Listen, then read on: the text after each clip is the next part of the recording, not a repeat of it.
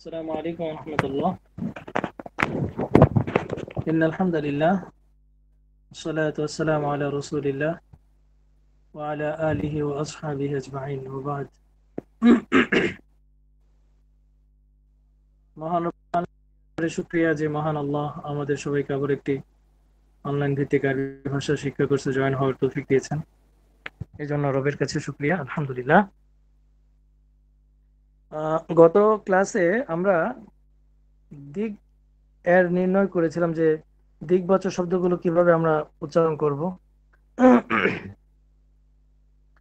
তারপর আমরা কিছু আবারও তো পড়েছিলাম, তাই না? আবারও শিখেছিলাম আমরা।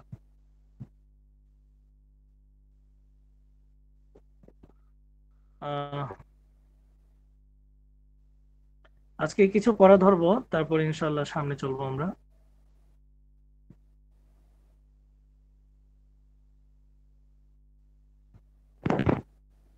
শিহাব, আপনি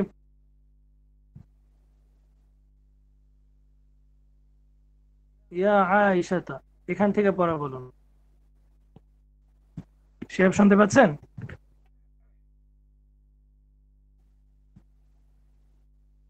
হ্যালো শিহাব, পড়ার বলুন ইয়া আয়েশাতা থেকে।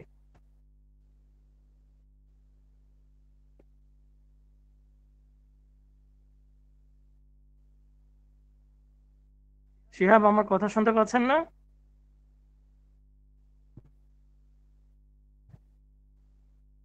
আচ্ছা সাদিক, আপনি পড়া বলুন। সাদিক, ইয়া আয়েশাতা থেকে।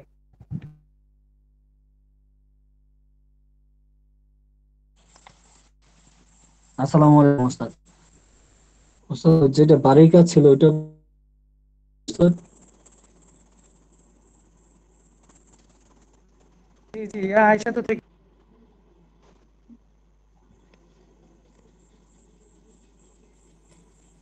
শুনতে পাচ্ছেন না? ওস্তাদ, বাড়ির কাজ ছিল ওইটা বলি ওস্তাদ নাকি? আচ্ছা বলুন বলুন। জি, বিসমিল্লাহির রহমানির রহিম। ইনদা রশিদিন কিতাবুন ওয়া কলামুন। রশিদের কাছে একটি কলম এবং একটি বই আছে। আল কিতাবু ওয়াল কলামু ইনদা রশিদিন। একটি বই এবং একটি কলম রশিদের কাছে। আমামা আল ফাল্লাহি মি রসুন। আমামাল ফাল্লাহি, আমামা আল না, আমামাল। আমামাল ফাল্লাহি মি রসুন। কৃষকের সামনে একটি লাঙল। আল মিহ রসুন আমামাল ফাল্লাহি। লাঙলটি কৃষকের সামনে। বিজানিবি আল মসজিদি হাউদুন। মসজিদের পাশে একটি পুকুর। আল হাউদুন বিজানিবি আল মসজিদি। একটি জানিবিল, পুকুর জানিবিল, জানিবিল।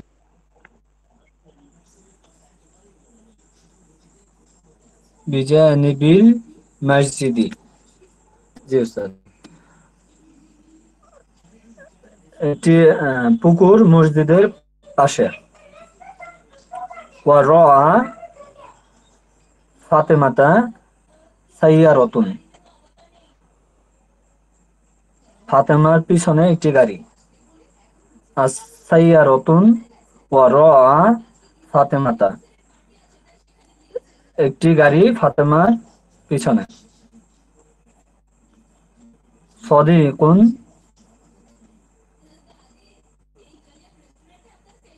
সদিকুন বাশিরিন আমামাল মসজিদিন। বাশিরের বন্ধু মসজিদের সামনে। ইকদ আয়েশা আয়েশাতা ইন্দা ফাতেমাতা। আয়েশার হার ফাতেমার কাছে। ওয়া হাক্কিবাতুহা ইনদা মাহমুদিন, এবং তার ব্যাগ মাহমুদের কাছে। মাশাআল্লাহ। শিহাব আসছেন? শিহাব শুনতে পাচ্ছেন? আরে আশ্চর্য! শিহাব, আসসালাম। ওয়ালাইকুম আসসালাম। কথা বলছেন না কেন আপনাকে ডাকলে?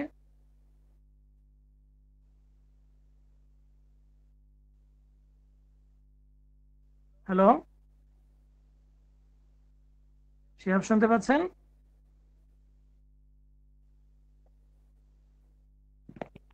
আমার কথা বাকিরা শুনতে পাচ্ছেন? জি উস্তাদ, শোনা যাচ্ছে। ওনার নেটওয়ার্কে মনে হয় সমস্যা উস্তাদ। আচ্ছা, আমরা তাহলে সামনে পড়া দিয়ে, পুরুষ নাই যেহেতু। তো গত ক্লাসে আল কলামু ইনদা মান আর ইনদা মানিল কলামু নিয়ে আলোচনা হয়েছিল। আল কলামু ইনদা মান, এই শব্দটা, এই বাক্যটা ভুল।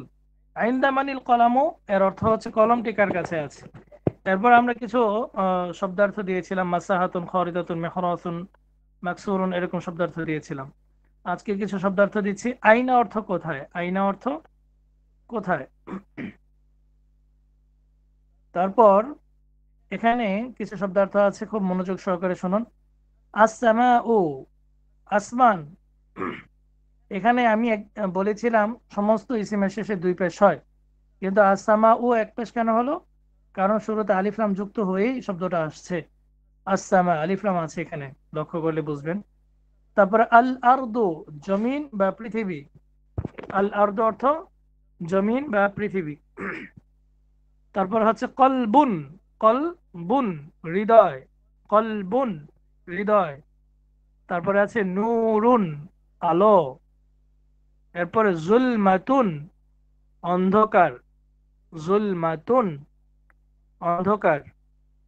কিসসাতুন গল্প বা ঘটনা, কিসসাতুন গল্প বা ঘটনা। আচ্ছা, আদ-দারসুস সামিন, অষ্টম পাঠ। এখানে আমরা একটা নতুন পড়া শিখব।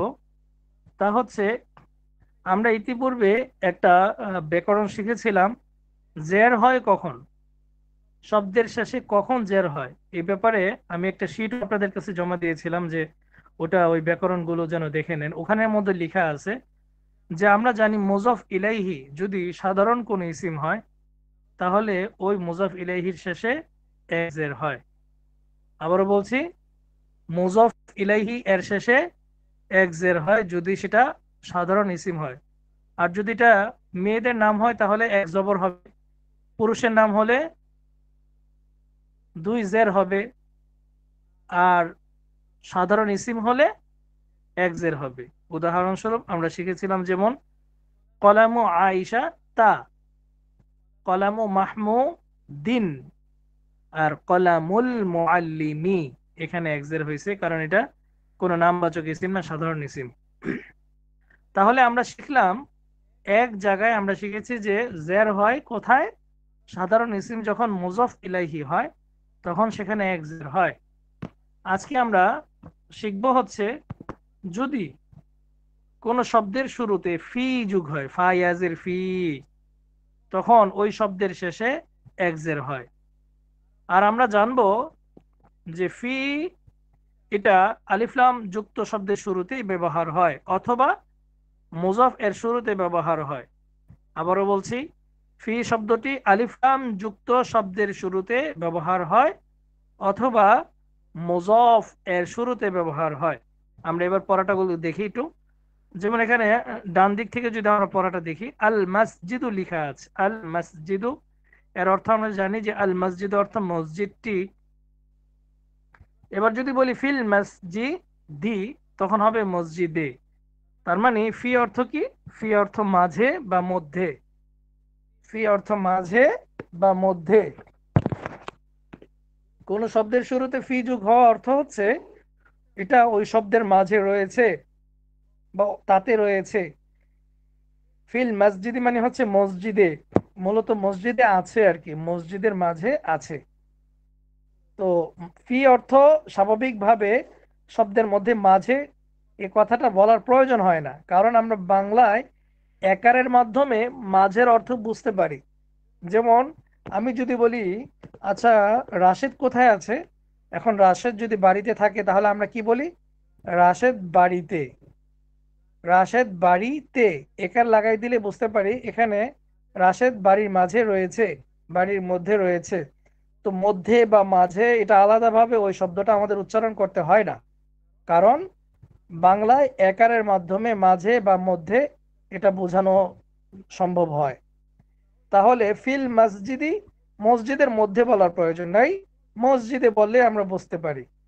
ঠিক তেমনি ভাবে আল করিয়াতু, গ্রামটি, ফিল করিয়াতি, গ্রামে। গুরফাতুল মুআল্লিমি, এর অর্থ আমরা জানি যে শিক্ষকের কামরা, শিক্ষকের কামরা। এখানে যদি ফি যোগ করি, ফি গুরফাতিল মুআল্লিমি, তখন হয়ে যাবে কি, শিক্ষকের কামরায়, শিক্ষকের রুমে। সুকুল করিয়াতি, আমরা দেখতে পাচ্ছি সুকু এখানে এক পেশই হয়েছে, কারণ এটা মুজাফ হয়েছে। আমরা জানি মুজাফের শেষে সর্বদা এক পেশ হয়। এবার মুজাফের শুরুতে যদি আমি ফি যোগ করি, তখন হয়ে যাবে সুকি, ফি সুকিল করিয়াতি, গ্রামের বাজারে। গুরফাতুকা, তোমার কামরা, তোমার কামরা। গুরফাতুকা অর্থ তোমার কামরা। ফি গুরফাতিকা, এখানে তি হয়ে গেছে, কারণ কি ফি আসছে। আর কা কি পরিবর্তন হয় না, কা পরিবর্তন হয় না, কারণ কা হচ্ছে জমির। আমরা জানি জমির কখনো পরিবর্তন হয় না। ফি গুরফাতিকা, তোমার কামরায়। গোরফাতুকি, ফি গোরফাতুকি, ফি গোরফাতিকি হয়ে গেছে, এই যে ফি আসার কারণে। একই অর্থ, তোমার কামরায়, এটা মেয়ের ক্ষেত্রে বোঝানো হচ্ছে। তারপর গোরফাতুহু ফি গোরফাতিহি, গোরফাতুহা ফি গোরফাতিহা। এবার আশা করি আপনারা বুঝতে পারছেন। তাহলে আমরা যদি ফিল মসজিদি রজুলুন বলি, তাহলে অর্থ কি হচ্ছে, মসজিদে একজন লোক রয়েছে বা আছে। আর রজুলু, লোকটি, ফিল মসজিদি, মসজিদে আছে। আশা করি বোঝাতে পেরেছি। এবার আমি বাকিটা বলছি না, বাকি পড়াগুলো ইনশাল্লাহ আগামী ক্লাসে আমি আপনাদের কাছ থেকে নিব। ফিল গোরফাতি মিসবাহুন, আল মিসবাহু ফিল গোরফাতি, এভাবে ইনশাআল্লাহ আমরা শেষ পর্যন্ত নেওয়ার চেষ্টা করব। সবাই শেষ পর্যন্ত পড়ে আসার চেষ্টা করবেন। তো এই গেল হচ্ছে এসো আর বেশি কি পড়া, আদ-দারসুত তাসি', নবম পাঠ এর আগ পর্যন্ত পড়া। এবার মিজানুস সরফের পড়াটা ধরি একটু। মিজানুস সরফের পড়া আমরা শিখেছিলাম যে ফাআলা, ফাআলার গর্দানটা শিখেছি এবং ফাআলার সাথে অর্থটাও আমরা শিখেছিলাম আশা করি। আজকে একটা জমির পড়া দিব আপনাদেরকে। জমির, জমিরটা হচ্ছে এখানে আপনারা দেখতে পাচ্ছেন, হুয়া হুমা হুম, হিয়া হুমা হুন্না, আনতা আনতুমা আনতুম, আনতে আনতুমা আনতুন্না, আনা নাহনু, আনা নাহনু। তো আমরা আনা নাহনুটাকেও আগে বলতে পারি। আনা নাহনু এর অর্থ কি এবং উপরের অর্থগুলো কি, এগুলো আমরা শিখে আসবো। এগুলোকে বলা হয় জমির। এই জমির গুলো আমরা শিখে আসবো। যেমন এই দেখেন লেখা আছে আজ জমির বা সর্বনাম, সংজ্ঞা, আমি, আমরা, তুমি, সে, তারা, আমাকে, আমাদেরকে, এগুলো সবগুলোকে ইত্যাদি শব্দ বোঝানোর জন্য আরবি ভাষায় যে সমস্ত শব্দ ব্যবহার করা হয় সেগুলোকে কি বলে, জমির বলা হয়। যথা হুয়া, সে, আনতা, তুমি। আমরা কিঞ্চিত কিছু পড়েছিলাম, যেমন আমরা পড়েছিলাম আনা, আনতা, আনতি, হুয়া, হুমা, ইয়া, হুয়া, হিয়া, এই পাঁচটা পড়েছিলাম। আজকে আমরা 14টা শিখে নিয়ে আসবো ইনশাল্লাহ আগামী ক্লাসে। এই তো আমাদের সামনে আছে এগুলো। হুয়া অর্থ সে, হুমা তারা দুজন, হুম তারা সকল পুরুষ, হিয়া সে একজন স্ত্রী, হুমা তারা দুজন স্ত্রী, হুন্না তারা সকল স্ত্রী, আনতা তুমি একজন পুরুষ, আনতুমা তোমরা দুজন পুরুষ, আনতুম তোমরা সকল পুরুষ। এভাবে আমরা ইনশাআল্লাহ এই জমির গুলো শিখে আসবো মিজানুস সরফে। অল্প এখানে উপরে আছে কিছু আর নিচে দুইটা আছে, মোট 14টা হবে। এই 14টা ইনশাআল্লাহ আমরা শিখে আসবো। ঠিক আছে ইনশাআল্লাহ। হ্যাঁ সাদিক ভাই কিছু বলবেন, প্রশ্ন করলে করুন। জি উস্তাদ, আমরা ওই যে এর আগে যেটা বললাম শব্দ রূপান্তর, এখানে ওস্তাদ দুইটা শব্দর অর্থ একই রকম। ফাআলনা আর ফাআলতুনা, এই আবার দুইটা মানে দুইটা অর্থ আসছে এখানে। পালা কোনটা কোনটা আবার বলুন। ফাআলনা, ফাআলতুনা। ফাআলনা তারা করলো সকল স্ত্রী। আবার নিচে আসছে ফাআলনা আমরা করলাম, বা সকল পুরুষ করলো বা সকল স্ত্রী করলো। তো দুটোর আবার অর্থ আরেকটা আসছে ফাআলতুমা। হ্যাঁ, এক হলো কিভাবে? কোনটা জি, একটা আপনার কাছে এক অর্থ হলো কিভাবে এখানে আমাকে বলুন। মানে একটা টান হবে একটা বেশি আর কি। হ্যাঁ হ্যাঁ, পালনা আর একটা হচ্ছে পালনা, কানের মধ্যেই তো পার্থক্য। আচ্ছা, ওটা ওস্তাদ যদি ঠিক আছে, তাহলে ফালতুমা এটা তো দুটো একই রকম। হ্যাঁ হ্যাঁ, আরবিতে দুটো একই ফা- রকম। ফালতুমা দ্বারা তোমরা দুজন পুরুষ, তোমরা দুজন নারী, এটাই তো না? অর্থ একই। ফালতুমা জি, সব এক, তাই না? জি ওস্তাদ। হ্যাঁ হ্যাঁ, সুন্দর। এরকম দুটো মানে এই ক্ষেত্রে ওস্তাদ এই দুইটা আলাদা ভাবে কিভাবে বুঝবো এই ক্ষেত্রে? এইটা আলাদা ভাবে বোঝার উপায় হচ্ছে, যখন নাকি আমরা এটা প্রয়োগ করব, ব্যবহার করব, কিংবা কেউ লেখার মাধ্যমে যদি এটা ব্যবহার করে, তখন আমরা বুঝে নিব এখানে আগে পরে নারীর কথা উল্লেখ হচ্ছে নাকি পুরুষের কথা উল্লেখ হচ্ছে। তাহলে আমরা বুঝে নিব আর কি।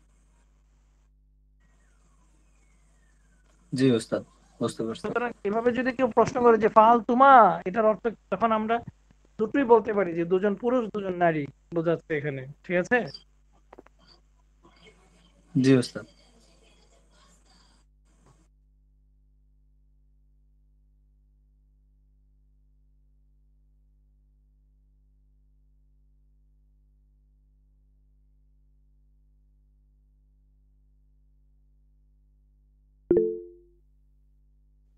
আচ্ছা ঠিক আছে, আর কোনো প্রশ্ন আছে আজকে ক্লাস সম্পর্কে?